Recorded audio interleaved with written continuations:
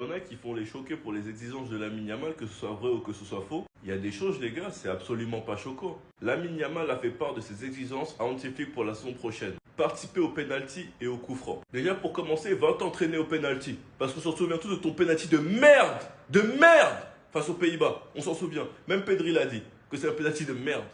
On sait tous très bien qu'au Barça, il y a une hiérarchie, qu'actuellement le tireur numéro 1 c'est Lewandowski, que le deuxième c'est Rafinha, et qu'à certains moments ça pourrait être Olmo, Ferran, ça dépend de qui est sur le terrain. S'il rentre dans cette rotation, c'est pas surprenant, mais qu'il aille s'entraîner déjà, s'il vous plaît. Qu'ils prennent les coups francs, ça me dérange absolument pas. Ça fait tellement longtemps que j'ai pas vu de but sur coup franc au Barça. Dans mes souvenirs, je sais pas si je me trompe, je crois que le dernier c'était celui de Lewandowski l'année dernière. Maintenant, ne pas trop être remplacé, surtout en fin de match, en raison de la fatigue des adversaires qui lui permet d'être décisif. Actuellement, déjà, les gars, ils sortent pas. Il joue pratiquement tous les matchs et dès que Flick essaye de le changer, il dit non. Donc ça, il y a absolument rien de choquant. Ça n'a rien à voir avec son contrat, il l'est déjà actuellement. Et même Flick de lui-même, il le change quasiment jamais. Maintenant, je me demande ce qui est vrai et ce qui est faux. Mais en tout cas, dans tous ces trucs-là, il n'y a absolument rien de choquant. Sauf si on avait vu Lamine Yamal est le tireur de penalty numéro 1. Là, j'aurais pété un câble. S'il est dans la rotation avec tous les autres, c'est rien. Sinon, vous les gars, vous en pensez quoi? Nous, ça passe, on s'ennuie. Il a vraiment demandé tout ça?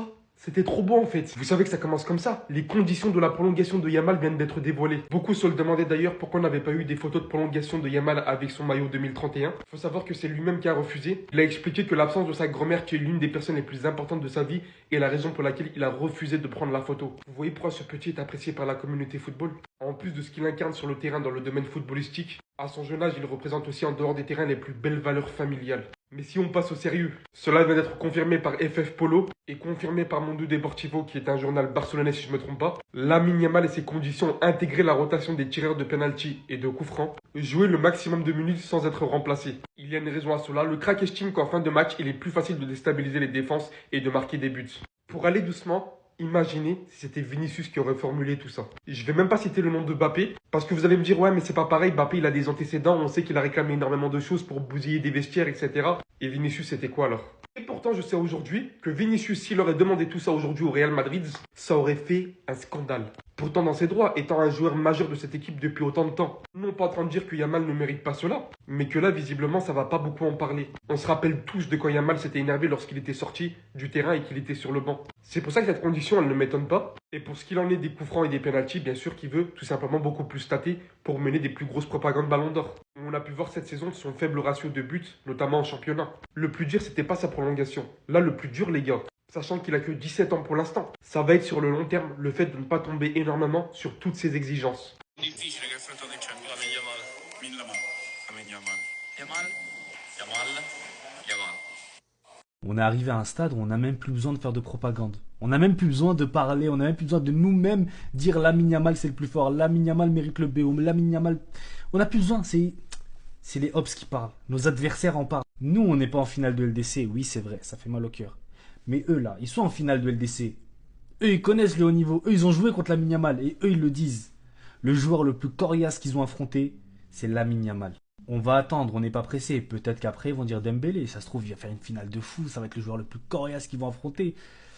On verra. Mais pour le moment, on gagne des points sur le BO comme ça. Zinedine Zidane nous dit qu'il n'a jamais vu ça. Lamine Yamal, seconde mi-temps contre l'Inter, il n'a jamais vu ça de sa vie. Eux là, les adversaires contre qui ils ont joué, c'est eux qui ont affronté Lamine Yamal. C'est pas nous, on regardait de loin. Eux, ils ont vu, eux, ils ont fait les efforts défensifs. Eux, ils ont vu toute leur carrière. Ils ont vu tous les sacrifices qu'ils ont fait pour devenir des bons joueurs. Comme ça, ils ont tout vu comme ça face à Lamine Yamal. Ils se sont dit, putain, j'ai pas assez travaillé. Ils ont tout remis en question. C'est pas nous qui allons dire oui, mais non, et peut-être que non. C'est eux, ils savent mieux que nous. Seul Arnaud, très heureux. Maman Lamine Yamal, très belle comme d'habitude. Maman Yamal, en tout cas, il l'a dit lui-même, il supporte le Real, mais c'est le Barça qui le nourrit. Visca Barça. Il y a de quoi être heureux. En fait, t'as un gamin de 17 ans qui va te ramener 15 millions par an. Il supporte le Real Madrid, mais il a dit lui-même, Visca el Barça. Même si j'aime le Real Madrid, je m'en fous, c'est le Barça qui me nourrit. On t'aime comme ça, hustle hard. En fait, même Zizou fait la propagande de Lamine Ballon d'Or à notre place. Vous voulez qu'on fasse quoi? Vous croyez, vous êtes qui, vous? Dieu merci. Et encore, je suis obligé de le rappeler parce qu'en fait, ça fait tout. Regardez comment il le soutient. Il a été poignardé, Dieu merci, ça en est bien sorti. Maintenant, il chill avec l'argent du Barça, avec l'argent des droits télé que nous on paye, à faire des lives, à faire des omelettes. C'est ça qu'on veut voir. Lamine Yamal, oui, est un prétendant au Ballon d'Or. il le sera. Parce que si certains ont mis les Vinicius devant par rapport à ses stats, si on suit votre logique, il a des meilleures stats là, non? Donc on le met devant aussi. En tout cas, il est très respectueux, Lamine Yamal, il ne prend pas le distant que en dessous et là. Franchement, des vrais mastas, des vrais potes. Que vous vouliez ou non, la legacy est en train de se faire en fait. C'est indéniable. C'est indéniable. Tic-tac. Il effraie tout le monde. On demande à des gens quels sont les joueurs le joueur le plus fort qu'ils ont affronté. En LDC, Lamine. Le dernier, logicamente carrément, Lamine Yamal. Encore une fois, pour que des Zizou arrivent, fassent des propagandes, dire qu'il n'a jamais vu ça de sa vie. Mais wesh, on parle de Zinedine Zidane. Bref, prolongation jusqu'à 2031. Il aura même pas 25 ans. 47 millions sur Rashford. Donnez-moi le papier, je signe tout de suite. Non mais les gars, à un moment donné, désolé, je connais pas les finances du club, mais à ce prix-là, il faut sauter dessus, les gars. Il peut jouer à gauche, en neuf. Tu peux même aller chercher un autre ailier ou un gardien à ce prix-là. Déco, qu'est-ce que tu fous? Le joueur a l'envie de venir, donc il nous donne de l'intérêt. Donc je comprends pas là où ça bloque en fait. Après voilà, il est dit que le Barça a pris récemment contact avec Marcus Rashford. Il est toujours une option pour le club. Il est disponible sur le marché des transferts pour un montant de 47 millions. C'est vrai que c'est un risque à prendre parce que Rashford c'est un joueur assez irrégulier, mais on n'a pas de joueur de cette qualité-là sur le côté gauche. Un joueur qui peut jouer en position 9, 10, à gauche. C'est un joueur assez régulier, mais je vais pas me baser sur sa carrière à Manchester United parce que ce club-là, franchement, ils n'ont pas la réputation d'aider vraiment les joueurs sur le terrain. Il est parti à Aston Villa. La différence, on l'a vu tout de suite, les gars. Il est plus libéré. Il joue avec des meilleurs joueurs techniquement. Et au Barça, il va se régaler, les gars. Il va se régaler. Des caviars que tu vas lui donner. Voilà. Donc, moi, je le prends, je le signe.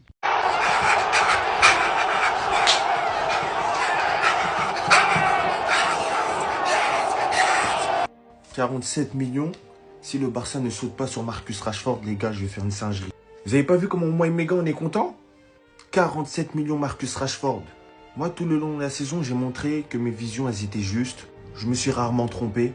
Et je vous assure que la fumée Marcus Rashford, Lamine Yamal, j'ai l'impression qu'il faut être sataniste pour pas y croire. Hein. Vraiment. Non. Au bout d'un moment, je vais commencer à tout mélanger. On parle d'un joueur, carrément, quand ça mettait Rashford et Mbappé dans la même phrase, il y en avait qui s'énervaient dans le sens où Rashford, il éteignait trop. Je ne sais pas si vous vous en rendez compte. De tous les joueurs sur l'aile gauche qu'on pourrait prendre, il n'y en a jamais aucun qui a frôlé le niveau de Marcus Rashford 2022-2023. Marcus Rashford au FC Barcelone avec Lamine Yamal. Ceux qui n'ont pas la vision, vous êtes des ennemis du club. Surtout quand on pense à nos moyens actuels. C'était Jorginho, dites-moi ce que vous en pensez. Mais quand est-ce qu'elle a spawn celle-là? Je viens de tout comprendre sur la stratégie mercato du Barça. Derrière moi, il y a les yeux de Lamine Yamal, mais il y a aussi 2031. C'est officiel, Lamine Yamal a bien prolongé son contrat avec le Barça, tout le monde est content, mais c'est pas ça le plus important. Vous avez pas remarqué un truc en ce moment au Barça là? Cette saison plus particulièrement. Il y a pas mal de trucs qui s'enchaînent, et ça a commencé bien avant la prolongation de Lamine Yamal. Je commence à comprendre le petit jeu de Deco et de Laporta, hein. Attention. Les gars, cette saison, on est devenu le FC Prolongation. On a prolongé tous nos joueurs, c'est une folie. Hansi Flick, le plus récent, Lamine Yamal, Fermín Lopez, Pau Victor, Marc Bernal, Gérard Martin, Cubarsí, Inigo Martinez, Gavi, Pedri, Rafinha et Lewandowski qui a été prolongé automatiquement. Et les suivants, c'est Eric Garcia et Jules Koundé. Moi, je veux bien qu'on sécurise l'avenir. Mais à côté de ça, ils sont où les recrutements là? Pourquoi ça nous parle pas de joueurs que le Barça cible? Non. Nous, notre club, il cible pas des joueurs. Il s'intéresse à des joueurs. C'est pas pareil. C'est le dernier exemple en date. Le gardien de Brighton, ça dit que le Barça s'est renseigné pour Bart Verbruggen. Notre directeur sportif Deco, je pense ce qu'il fait, c'est qu'il passe des appels téléphoniques, il se renseigne, il fait la discussion, il demande les conditions du transfert, après il raccroche. Pour l'instant, le Barça, on se renseigne et on prolonge nos joueurs.